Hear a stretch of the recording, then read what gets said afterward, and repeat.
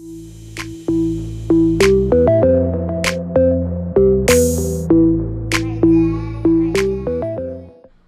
to the Esquire podcast. I am your host, Shelley Whitehead. I am here with my co-host, Michelle Jenkins. Hey, everybody! If you are just tuning in for the first time, the Black Esquire podcast is a platform for us to discuss issues pertaining to Black professionals that don't really get discussed very often in a very relaxed and informal setting. Michelle, where can they find us? Well, first of all, hello. Thank you for tuning in to episode number 2. You can find us on social media, on YouTube. Excuse my phone. People should know better. It's all right. It's all right. You can find us on YouTube, SoundCloud, and Facebook at the Black Esquire podcast. That is our handle on all forms of social media. You can also find us at BLK_ESQ on Instagram. If you follow us or like us on Facebook, please be sure to join the fellowship, the literal fellowship, by joining our closed group. It is intended to be a safe space for you to share, sound off, share your thoughts about our how we're doing, and or what things you'd like to hear, and even just leave support for our guests, whom we are very excited to have. Erika Orr. I think Shelley has a few notes and intends to sort of introduce us to who Ms. Orr is. Yes. So, like Michelle said, we have a very special guest with us today, Ms. Erika Orr. She is a family law attorney and is also a candidate for judge for the Cook County's first sub-circuit. Erika has been practicing law for over 13 years and began her career as a tax and accounting attorney for several law firms before beginning her own practice. So welcome, Erika. We are so happy to have you. Thank you so much for having me. Just want to make one edit. I'm pleased to say that on November 5th, I celebrated my 19th year as a member of the Illinois Bar. You know how it is. I want all my credit. I understand completely. So we want to make sure we give right. you You know. She doesn't look a mini of it, so Well, welcome again. We are so pleased that you can join us. Thanks for having me. So typically we would have a "What are you sipping on?" segment, but we were having a little technical difficulty, so we were not able to get said libations. So, Michelle, what would you have been sipping on if we had time? If we had the time, I would have been. I would have been sipping on a strong sangria, but I'm not sipping on that. But after our technical difficulties, I will be having it after. Ms. Orr, what would you have been sipping on? Well, right now, I would be sipping on a chai latte because I'm trying to unthaw from a day of canvassing. We were going door to door today, trying to talk to the voters, so I need to defrost a little bit, and a nice chai latte it sounds really good about it now. Do you do yours with soy? I like mine with soy. I like almond milk. If we had the time. The almond milk? Yes. I didn't know that was an option. Yes, almond milk is an option. And it adds a nice little flavor to it. It's Yeah. You can get it with lightly sweetened, but the almond milk makes They it. have the lights. Yes, Miss Orr, yes, yeah. lightly The latte, sweetened. the chai latte. Yes. I still want to go by. I have not had the chance to go by Sip and Savor in Hyde Park. It's a black-owned Coffee shop. Mm-hmm. It's really nice. And I would love to have the opportunity to do that. So maybe we'll have to record there sometime. Oh, yeah. So. Absolutely. So, getting right to it, so today's podcast is our second podcast episode. We're very excited. It is named after Jay-Z's song "Family Feud," taken directly from it. We all lose when the family feud.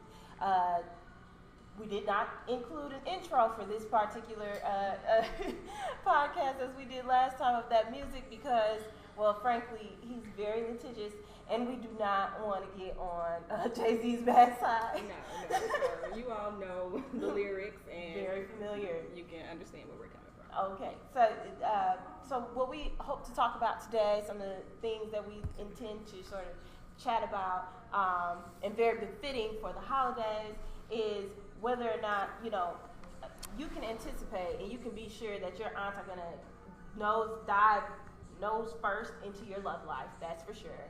But they will also be asking you, young professionals, for your help on various topics and things. Typically, we sort of encounter this situation where it's like, hey, can you handle this case for me? Can you do my taxes for me? Whatever the case may be. But we're going to talk about today about how to set healthy boundaries for our loved ones and how to gently sort of educate them about the different things that you sort of face as a young African-American professional on a day-to-day, and how setting those healthy boundaries can then in turn allow you the space to start to build wealth for yourself, because that is the sort of disconnect that we found. So let's jump right into it. I had my own little instance of having to set boundaries for myself recently. My grandmother passed recently, November 7th. And by the way, today is November 19th. That's when we are recording. But yes, my grandmother, she passed on November 7th. And I found myself kind of taking on planning her funeral.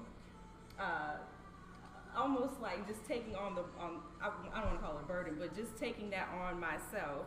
And I was thinking about it, and I was like, nobody asked me to do that. Not one person. Nobody asked me to do that.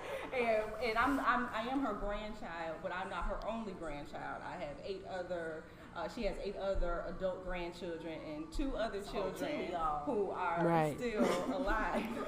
Yeah, somehow I was the one planning everything.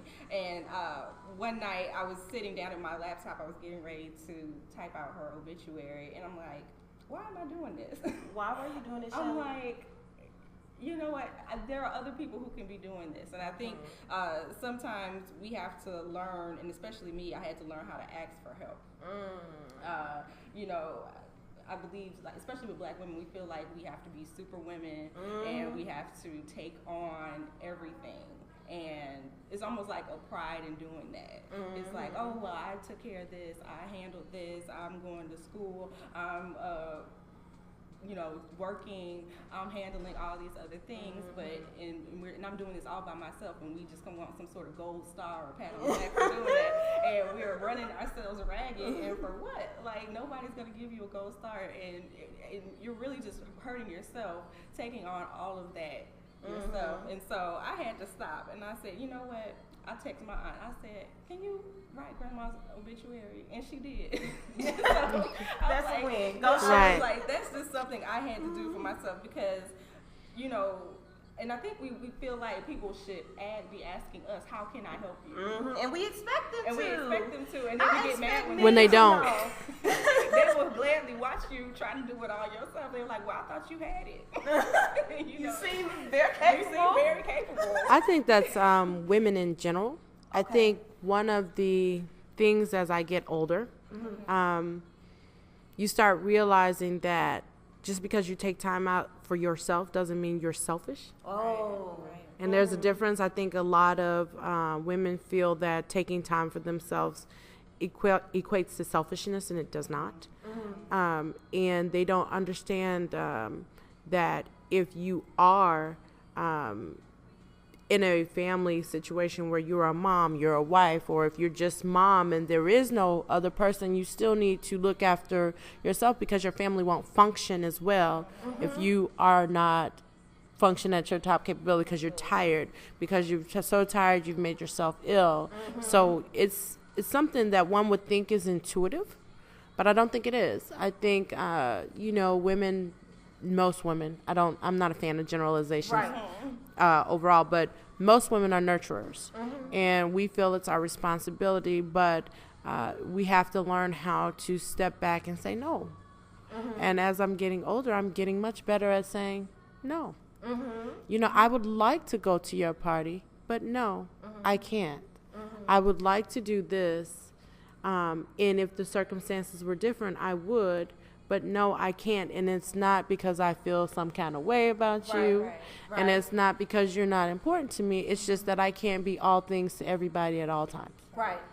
And I think that comes with time.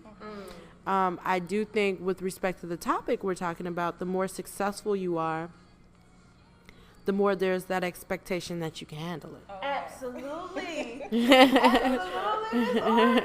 That is exactly what it is.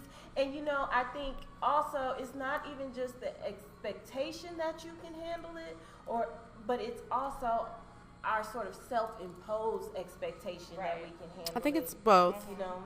I think it's both. I think there's a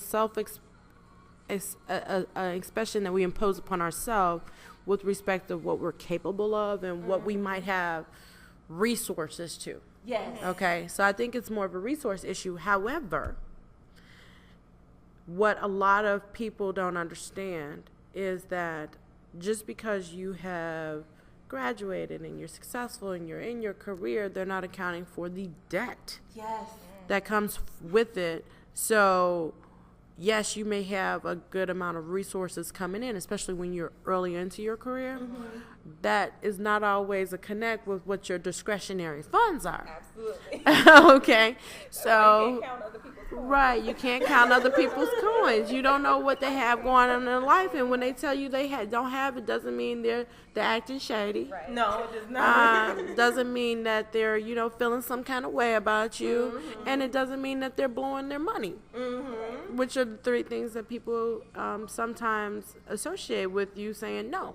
Yes. And then also I think with women especially, and I think this happens with successful men too, people somewhat shame you into doing things because, they like, oh, so you just gonna tell me no? Yeah, I am. Yeah, I'm gonna tell you. I really am. And you know what? I learned something that I'm just learning this year, honestly. And I mean, I say it like I'm so old, but I'm just learning this year that you can't always concern yourself with the way someone reacts to your healthy boundary. As long as it's a healthy boundary and it's necessary for your well-being, for your sort of success, or well, not even your success.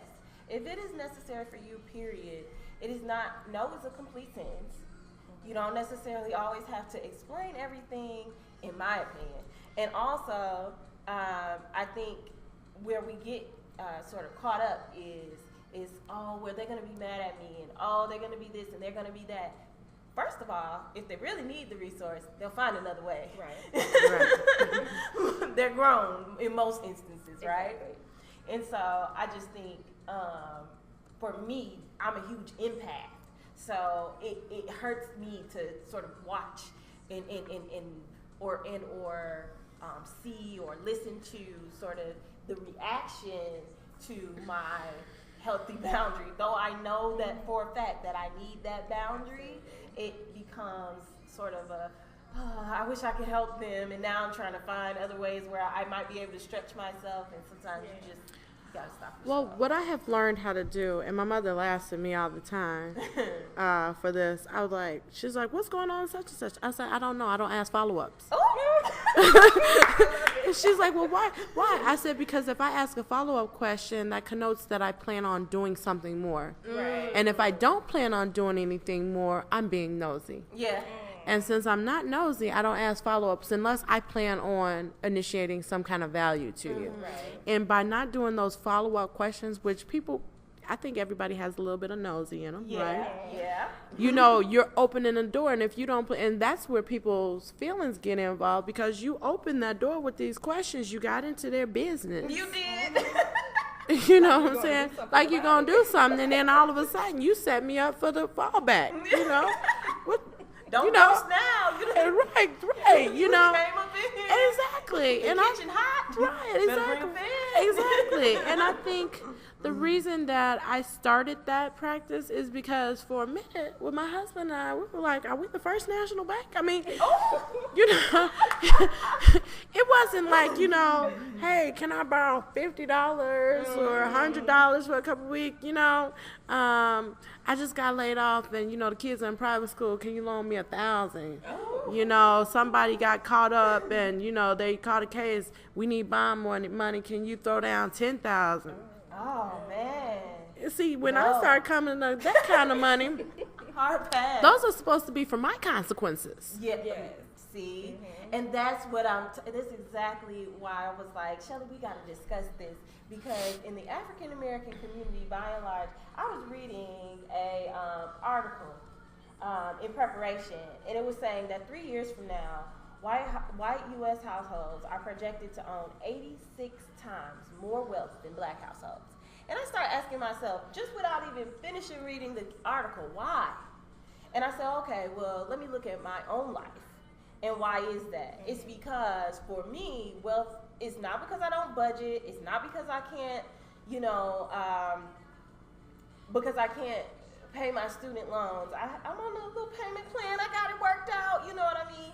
But the reality is that if you're not there with me shooting in the gym, don't ask me for something on the back end. And I think the prevalent sort of pattern that I see is that we're not willing to help our loved ones when they are sort of gearing up, when they're in law school and they need a couch to maybe surf on instead of having to pay the rent, or when they just need an extra sort of hand or whatever in the beginning. But when they're successful, we are there to sort of take from that without allowing them the opportunity to really get a solid footing.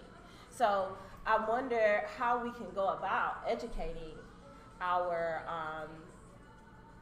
family members without seeming so harsh. So I'm going to defer to you, Ms. Orr, because you have the wisdom on this panel today. And so I'm wondering, so how do we go about educating people of things they're not quite sure of? First of all, I think we need to change the paradigm, okay, and change the definition of what success is. Okay, in my current life, I am while I'm running for judge, I am currently a domestic relations practitioner. Right. Okay. And I can tell you, I have a number of clients who, under the traditional definition of success, which is associated with money, they're extremely successful, but their world has fallen apart. So are they really successful, or they just have money? And there's a difference, I think. So first of all, I think we have to determine, what do we mean? Does successful mean that you comfortably can live and your family is comfortable and you're happy and you are a complete person and you're bringing your true authentic self to all situations? Or are we just defining it monetarily? I think the danger of defining it monetarily is that there's always going to be a Jones. And if you catch up with the Joneses, you got to find the Smiths. It's always going to be somebody who has something better than you. So it's this race that you never can win. Right. You know, it's like going from one marathon and you just think, I'm about to get my medal, and they're like, no. This is an Iron Man, you know. You got it's not quite enough, you know. So you got to do these other two things before you finish. And I think, chasing the paper isn't the right path. Of course you should educate yourself, but you should educate yourself because it's the right thing to do. Yes. It's the right thing to do. You want to, have knowledge of what's going on in the world. You want to have knowledge of, what's happening. It's okay to know about pop culture, but that you shouldn't be one-dimensional. I tell people this all the time. Most people get tired of one-dimensional people. So what does it mean? I'm a mom. Yeah. I have 2 kids. I love my boys to life, right? Yeah. But you don't always want to hear me talking about my 2 kids. You don't. Even their father does not want to hear me talking about his 2 kids. It's one-dimensional. You know what I'm saying? So you have to have more that's to you than just, I'm a lawyer. I'm a mom. I'm rich. I'm that. Be your whole self. Be your full self. And I think it makes it easier for you to feel successful. I'm happy with my life. Absolutely. You know what I'm saying? Do I have the most money? Absolutely not. Could I have more money? Most definitely. You know? Do I have the latest of everything? No. But one thing I tell the younger people in my family, you have to pick your poison. Yeah.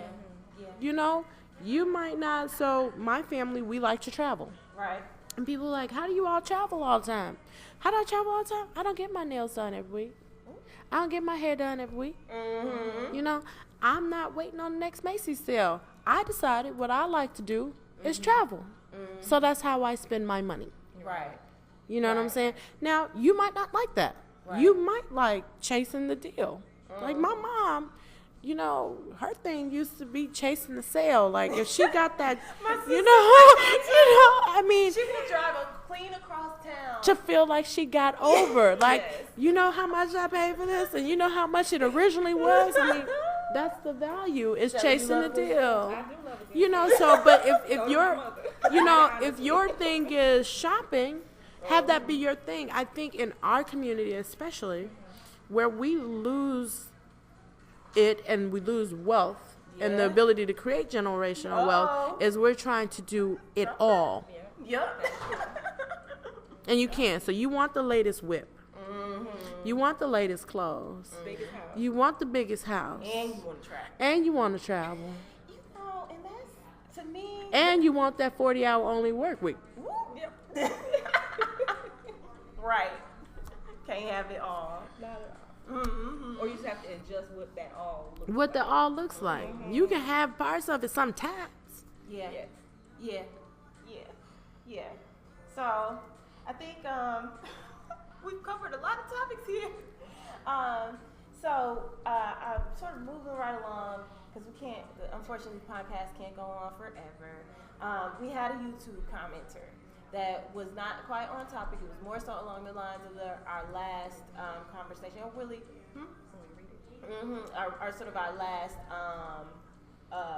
what's it called? Our last episode. So Shelley's I think Shelley has it pulled up. Yeah, I do. And Erika, we would love to get your insights on this question. Especially, you used to work at a firm as well. I have my own firm now. You have your own firm, but before you, I was in public accounting. Right. Yeah. So, yes, I was in big corporate. I worked for Arthur Andersen, Deloitte, and Ernst & Young. Okay. So you may have some insight into this question. So I won't say his name, but he asks, can you cover how you recommend handling racist statements at work? I was recently let go from an employer a week after I complained about multiple racial statements. I know this won't be the only time, just would like to know the best way to handle it.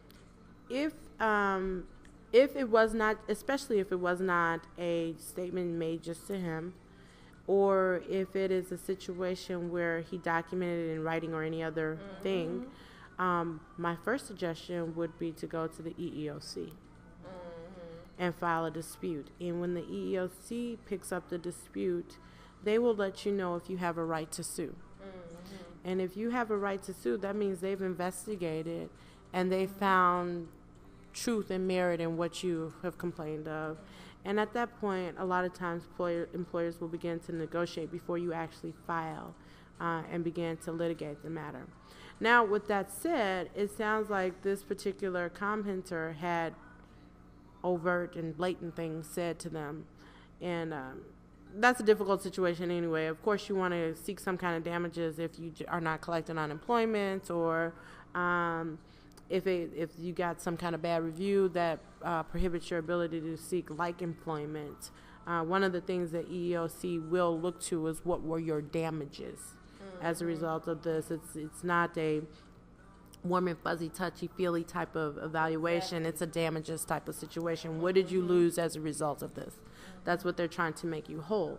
So that's one thing. But I think the biggest thing you see in corporate America as a black professional is the innate covert racism. Okay? And I'm going to age myself a little bit, but when I first started in corporate America, people would be around the water cooler. That's the first dating. So, people would be around the water cooler and they would be talking about friends. Yeah. You know? But if I asked them about an African American show, it was crickets. So I actually used to be on a number of the diversity committees. When I was at Ernst & Young, I was very involved in the diversity committees. And I would say, you know, one of the things about this culture we have to change is I have to know everything about your culture to participate. That's true. But you don't have to know anything about mine. Now, one thing, now you can't even tell me who Felicia is, but you sitting up here saying, bye, Felicia. Right. You don't know where that came from. You don't know, right, exactly. Where did that come from? You know, or, social misappropriation, Yes. cultural misappropriation Yes. of things. You know, don't come to me talking about some girlfriend because you feel you have some kind of connection on it. But we are associates at work. If I haven't given you my personal home phone, Right. and you haven't broken bread with me outside of a lunch meeting in the office, Right. we're probably not friends. Probably not. Okay, Probably so not. let's not feel comfortable doing colloquial type of references. Yes. Yes. Okay, because for people who may be listening to the podcast who are not melanated, it's offensive because it's almost like you're telling me I like you, but you're different, and that's why Black people have a problem with it. That's true. That's true. You know, it's not problematic with somebody who has a genuine relationship, but as a general rule, we don't like being told, you know, for a Black person, you're great.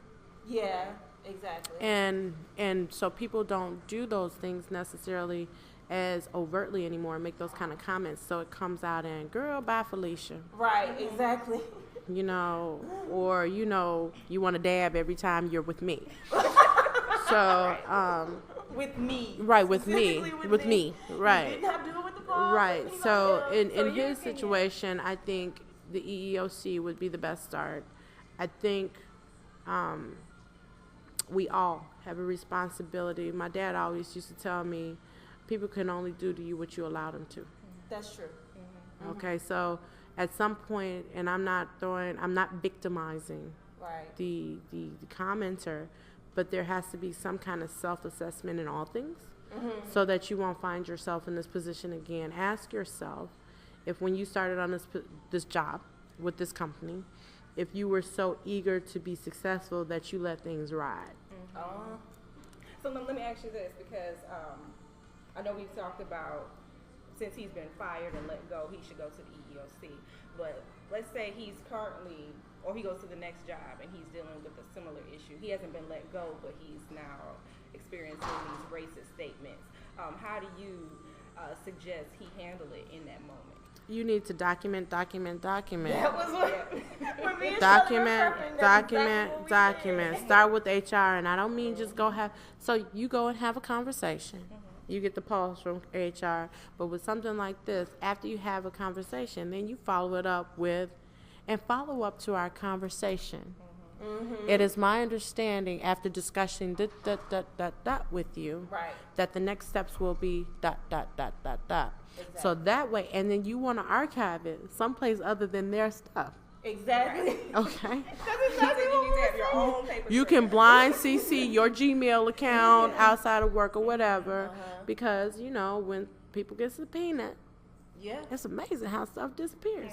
So you want to make sure you document it. And also, when you go that route, if it doesn't change, then you might be shifted to another department, depending on how significant whoever is doing it within a firm. You might, or they might tell you, hey, we'll help you successfully go someplace else because it's a cultural thing. Yeah. But you won't typically in this situation find yourself terminated because nobody wants to catch a lawsuit. Exactly. And I think the bottom line is you do need to understand when addressing these type of issues that they will be taken seriously, that you may find yourself feeling a little attacked, that if you were late for work, that's going to come up, that if you were, you know, if you had instances where your boss was not pleased with your work, that may come up, and that you should just be sure to prepare yourself for both, not just your own sort of experience and sort of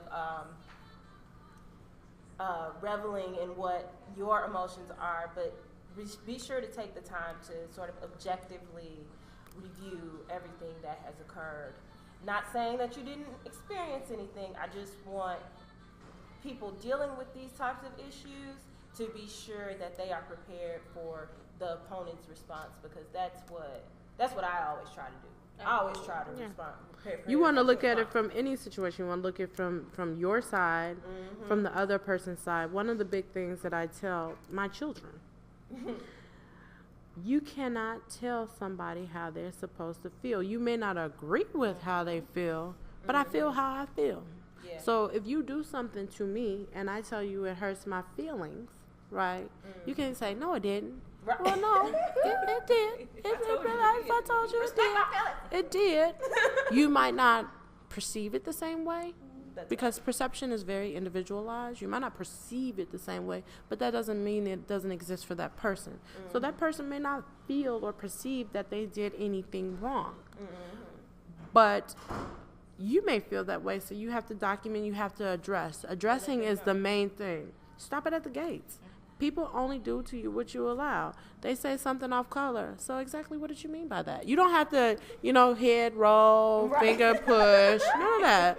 Right, yeah. You don't have to go, no, you didn't. Right. No, you don't have to do that. It's not necessary.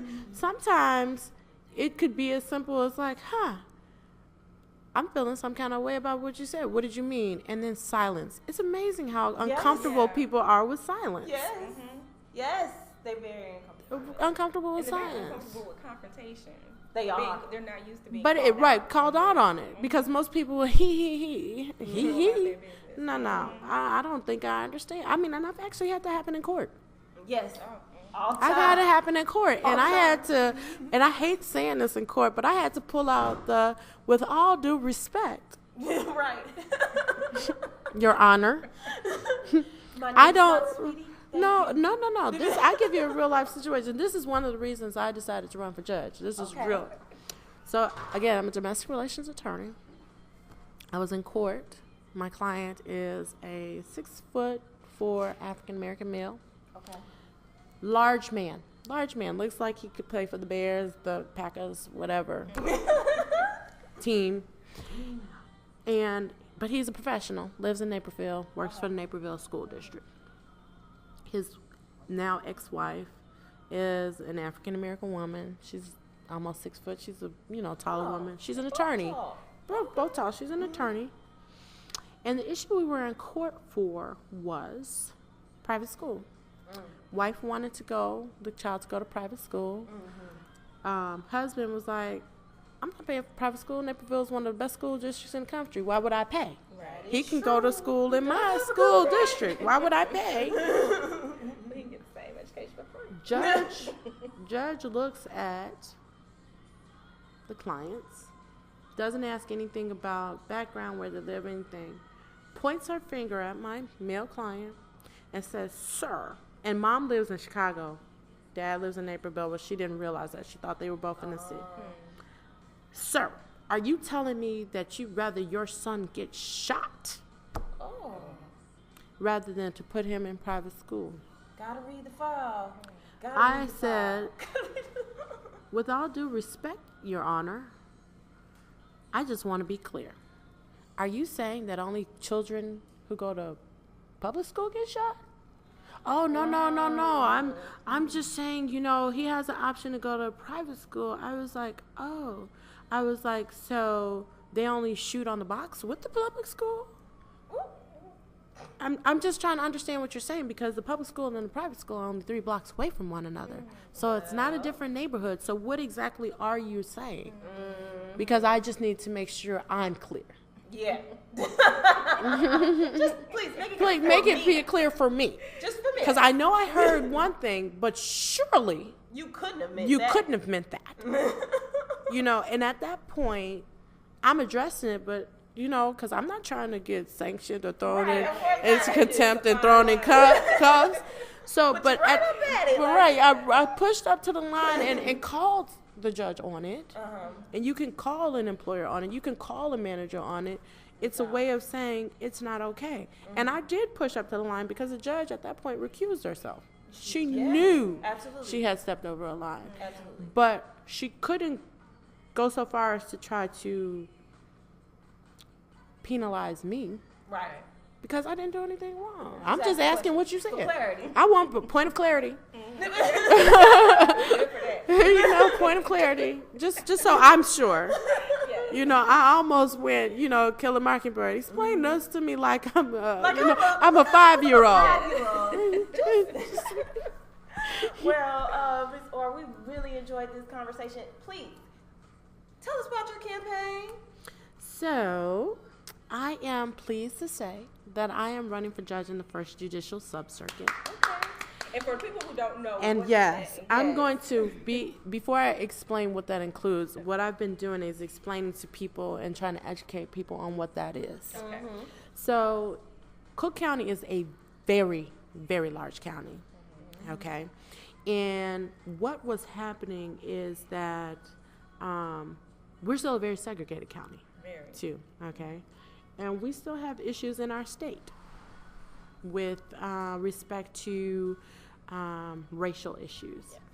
And what was happening is melanated individuals were being disenfranchised at the polls, and we're not getting on the bench. So the bench did not represent all of the communities in Cook County. And in an effort to alleviate that problem or resolve or mitigate, whichever verb you'd like to use, the sub-circuits were created.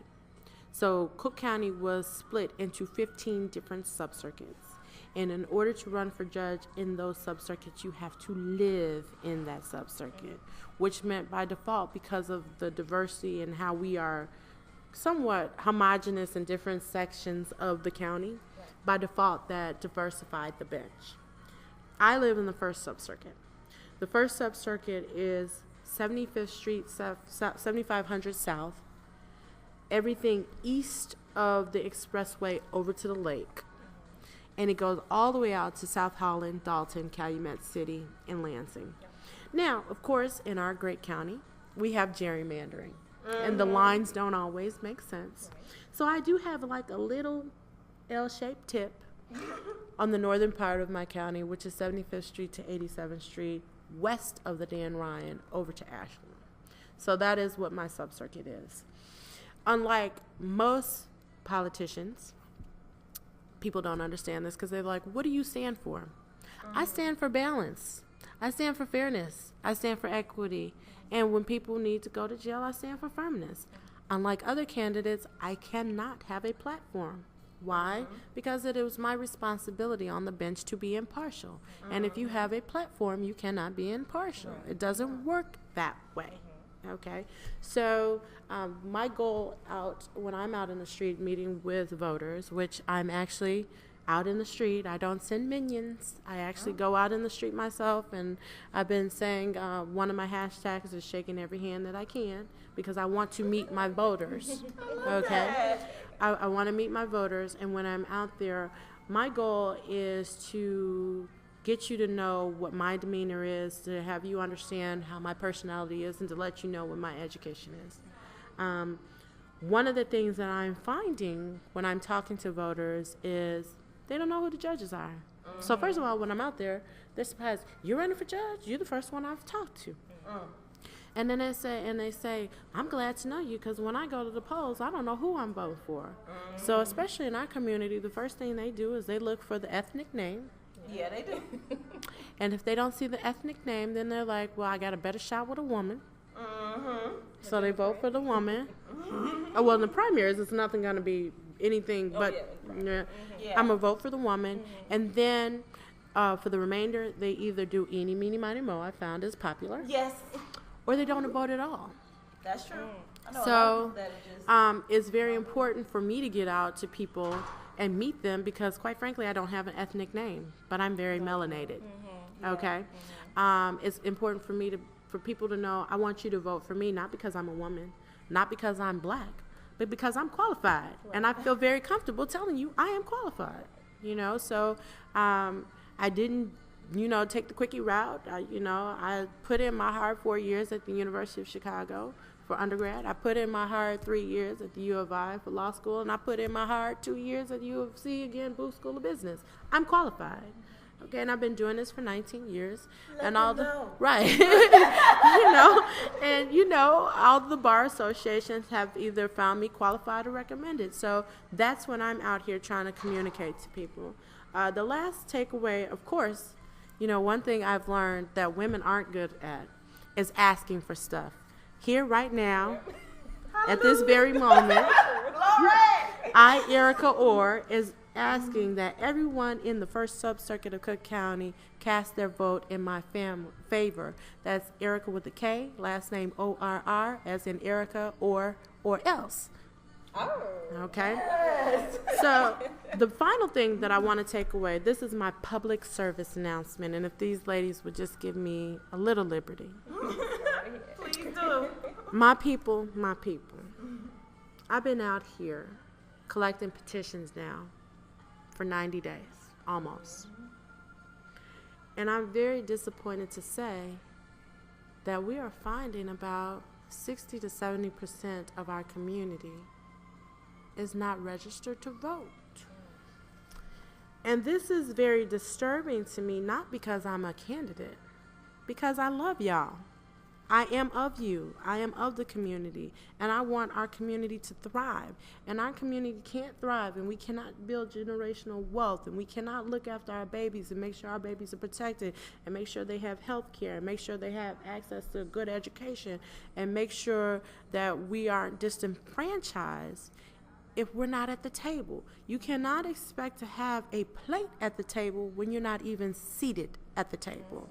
And one way to get your plate is to get your vote. Okay?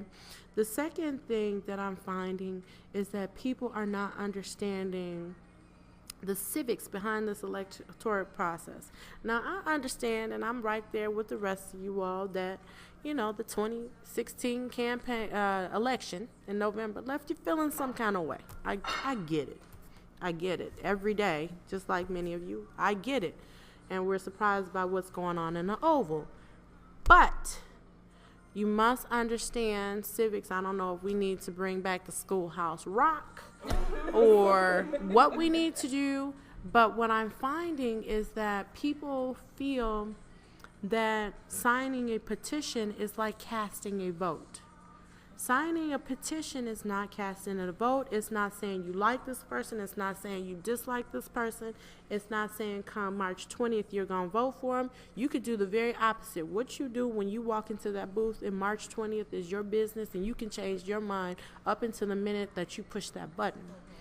But if you want democracy to really work in your favor, it is best for you to have as many people on the ballot as possible so you have something from which to choose. And people cannot get on the ballot if folks don't want to sign their petitions. Or the common thing that I'm hearing is, I really like you. You have my vote, but I don't sign petitions, girl. I'm sorry, I don't do petitions. And I say thank you very much. I appreciate your vote, but you understand that you cannot cast a vote for me if I can't get on a ballot, and the petition is the way to do it. So I just want people to be aware of those facts and make a conscious decision to participate and grab your seat at the table. And if they don't offer you a seat at the table, take one. Don't wait for the invitation, but the only way you're going to get is to participate. And that's my final say on that. Well, thank you, Ms. Orr. And that is a mouthful. If you all don't get out and vote, if that's not enough to get you to vote, I don't know what is. So, again, thank you, Ms. Orr, for coming. Thank you for having me. Thank you for Shelley for, of course, always indulging me in my foolery. Signing off now. Wait, before we sign off, where can we find you? Oh yes, right. I'm sorry. So more information about me than you could possibly ever imagine, because I'm a very transparent candidate, can be found on my website at www.orforjudge.com. That's www.orforjudge.com. I'm also on social media on Twitter and Instagram at Citizens to Elect Erika Orr. You can find me on Facebook at Erika Orr, or Citizens to Elect Erika Orr. Every week I have Say Hello Saturday bulletins out there. I want to meet you. Feel free to come and talk to me, ask me questions. It doesn't have to be about my sub-circuit because I'm in this race. I know a lot about a lot of other sub-circuits, so I can give you information about that. But if you follow me on Facebook, which is Erika Orr, E-R-I-K, with a K, A-O-R-R, or Citizens to Elect Erika Orr on Facebook, every week on Saturday, you'll know where I am with my Say Hello Saturday flyer. So I guess we're signing off now, for real this time, and I don't know what's going to come out, but we're still deciding on a signing off. We'll get it together. We're going to get it together, but I think we're going to settle on something like thank you for fellowshipping with us. So have a great rest of your evening, and thanks again for tuning in. Happy holidays. All right.